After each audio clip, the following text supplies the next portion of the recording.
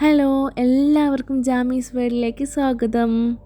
ഞാൻ ഇന്ന് നിങ്ങൾക്ക് മുമ്പിലേക്ക് വന്നിരിക്കുന്നത് ഒരു അടിപൊളി നെത്തോലി കറിയുടെ റെസിപ്പി ആയിട്ടാണ്. ഇത് വളരെ ഈസിയും അതുപോലെ തന്നെ ടേസ്റ്റിയുമായിട്ടുള്ള ഒരു നെത്തോലി കറിയാണ്. ഇതെല്ലാവരും ഒന്ന് ട്രൈ ചെയ്ത് നോക്കണം. നിങ്ങൾക്ക് ഉറപ്പായിട്ടും ഇത് ഇഷ്ടപ്പെടും. അത്ര ടേസ്റ്റാണ്. ഇത് നമ്മുടെ തിരുവനന്തപുരത്തുകാരുടെ ഒരു മെയിൻ മീൻകറിയുടെ റെസിപ്പിയാണ്. അവർ 90% ആൾക്കാർ ഇതുപോലെയാണ് മീൻകറി വയ്ക്കുന്നത്. ഇവിടെ ഞാൻ 1/2 കിലോ നെത്തോലിയാണ് എടുത്തിട്ടുള്ളത്. ഇതൊരു അത്യാവശ്യം വലിപ്പമുള്ള നെത്തോലിയാണ്. ഇതിൻ്റെ കൂടെ തന്നെ ഞാൻ ക്ലീൻ ചെയ്യുന്നത് കൂടി ജസ്റ്റ് ഒന്ന് കാണിക്കാം. അറിഞ്ഞിടാത്ത ആരെങ്കിലും ഉണ്ടെങ്കിൽ അത് അവർക്ക് വളരെ ഉപകാരമായിരിക്കും.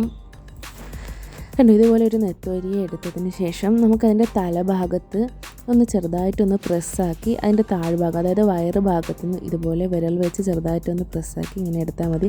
വാലും ഒന്ന് ചെറുതായിട്ടൊന്ന് കറക്കി കൊടുക്കുമ്പോൾ തന്നെ അത് നമ്മുടെ കയ്യിലേക്ക് വരും കേട്ടോ. വളരെ സിമ്പിളായിട്ട് ചെയ്യാവുന്നതാണ്. എങ്കിലും ഞാനിതിൽ വീഡിയോയിൽ ഉൾപ്പെടുത്തിയെന്നേ ഉള്ളൂ. ഇത് അറിഞ്ഞൂടാത്ത ആരെങ്കിലും ഉണ്ടെങ്കിൽ ഇത് അവർക്ക് ഉപകാരപ്രദമാകും. തീർച്ചയായിട്ടും ഇത് ഉപകാരപ്രദമാകും. അതിന് വേണ്ടിയിട്ടാണ് ഞാനിതിലൂടെ പറഞ്ഞത്.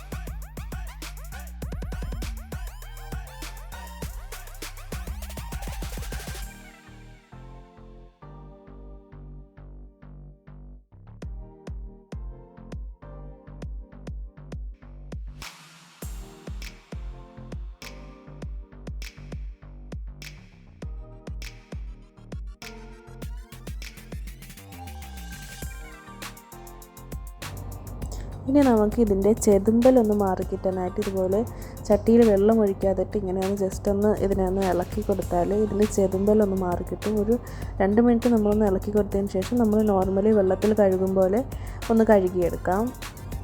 ഇനി നമുക്കിതിനെ കഴുകി ഒന്ന് മാറ്റി വയ്ക്കാം. അതിനുശേഷം മീൻകറിയിലേക്ക് ആവശ്യമായിട്ടുള്ള സാധനങ്ങൾ എന്തൊക്കെയാണെന്ന് നോക്കാം. ഇവിടെ ഞാൻ മുരിങ്ങയ്ക്ക എടുത്തിട്ടുണ്ട്. 2 മുരിങ്ങയ്ക്കയാണ് എടുത്തിട്ടുള്ളത്. അതുപോലെ തന്നെ 2 കപ്പ് തേങ്ങ ചിരകിയത് എടുത്ത് വെച്ചിട്ടുണ്ട്. പിന്നെ ഒരു തക്കാളി, 8 കൊച്ചുള്ളിയും 2 നീളൻ മുളകും എടുത്തിട്ടുണ്ട്.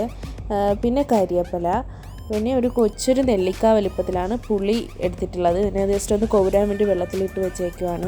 ഉലുവാപ്പൊടി 1/2 ടീസ്പൂൺ, മല്ലിപ്പൊടി 2 ടീസ്പൂൺ, മുളക് പൊടി 2.5 ടീസ്പൂൺ, കുരുമുളക് പൊടി 1/2 ടീസ്പൂൺ, മഞ്ഞൾപ്പൊടി 1.5 ടീസ്പൂൺ. ഈ മീൻകറിയിലേക്കുള്ള അരപ്പ് നമുക്ക് അരച്ചെടുക്കാം.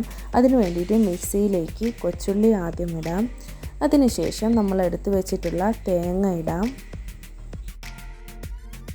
ഇനി നമുക്ക് കുതിരാൻ വെച്ചിരുന്ന പുളിയെയും നമുക്കിതിൻ്റെ കൂടെ വെള്ളത്തോടു കൂടി തന്നെ ഒഴിക്കാം. അതിനുശേഷം നമ്മൾ എടുത്തു വെച്ചിരിക്കുന്ന എല്ലാ പൊടികളും ഇതിൻ്റെ കൂടെ ചേർക്കാം.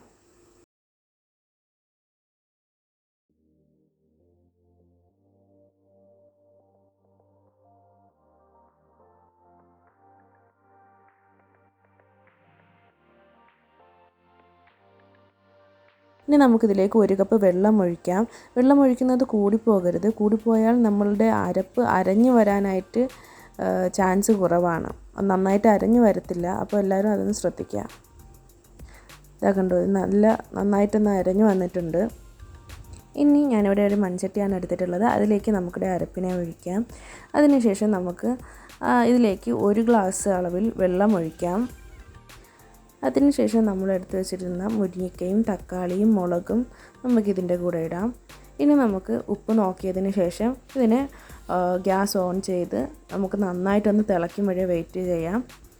ഇവിടെ കണ്ടോ, നന്നായിട്ട് മീൻകറി തിളച്ച് വന്നിട്ടുണ്ട്. ഇനി ഇതിലേക്ക് നമ്മൾ കഴുകി വൃത്തിയാക്കി വെച്ചിരിക്കുന്ന മീനിനെ ഇതിൻ്റെ ഉള്ളിലേക്ക് ഇടാം. അതിനുശേഷം നമുക്ക് ഒരു 10 മിനിറ്റ് ലോ ഫ്ലെയിമിൽ ഇടേണ്ടതുണ്ട്. ഇത് നന്നായിട്ട് അരപ്പുമായിട്ട് ചേർന്ന് നന്നായിട്ടൊന്ന് വെന്ത് വരും. അപ്പോഴത്തേക്ക് നല്ല ഒരു സ്മെല്ലാണ്. ഈ അരപ്പും അതുപോലെ തന്നെ നെത്തോലിയുടെ ടേസ്റ്റും എല്ലാം കൂടെ ചേർന്നിട്ട് നല്ല ഒരു സ്മെല്ല് വരും. അപ്പോൾ നമുക്ക് കരിവേപ്പിലയും കൂടെ ഇട്ടിട്ട് ഒരു 10 മിനിറ്റ് വെയിറ്റ് ചെയ്യാം. ഇവിടെ നമ്മുടെ കറി അടിപൊളിയായിട്ട് കുക്കായിട്ട് വന്നിട്ടുണ്ട്. നല്ല സ്മെല്ലാണുള്ളത്. എല്ലാവരും ഇതൊന്ന് ട്രൈ ചെയ്ത് നോക്കണം കേട്ടോ. നല്ല സൂപ്പർ കറിയാണ്. അതുപോലെ തന്നെ നമ്മുടെ സ്പെഷ്യൽ കറിയാണ് കേട്ടോ. കേരള സ്പെഷ്യൽ കറിയാണ്. എല്ലാവരും ഇതൊന്ന് ട്രൈ ചെയ്ത് നോക്കണം. അതുപോലെ വളരെ ഈസി ആയിട്ടാണ് ഞാൻ നിങ്ങൾക്ക് മുമ്പിലേക്ക് പ്രസൻറ്റ് ചെയ്തിട്ടുള്ളത്. എൻ്റെ വീഡിയോ ഇഷ്ടപ്പെട്ടിട്ടുണ്ടെങ്കിൽ നിങ്ങൾ എല്ലാവരും കമൻറ്റ് ചെയ്യണം. അതുപോലെ തന്നെ നിങ്ങളുടെ എല്ലാവരുടെയും സപ്പോർട്ട് ഞാൻ പ്രതീക്ഷിക്കുന്നു. ലൈക്ക് ചെയ്യുകയും സബ്സ്ക്രൈബ് ചെയ്യുകയും ചെയ്യണം. അപ്പോൾ അടുത്തൊരു റെസിപ്പിയായി വരുമ്പോൾ ടാറ്റാ ബൈ ബൈ.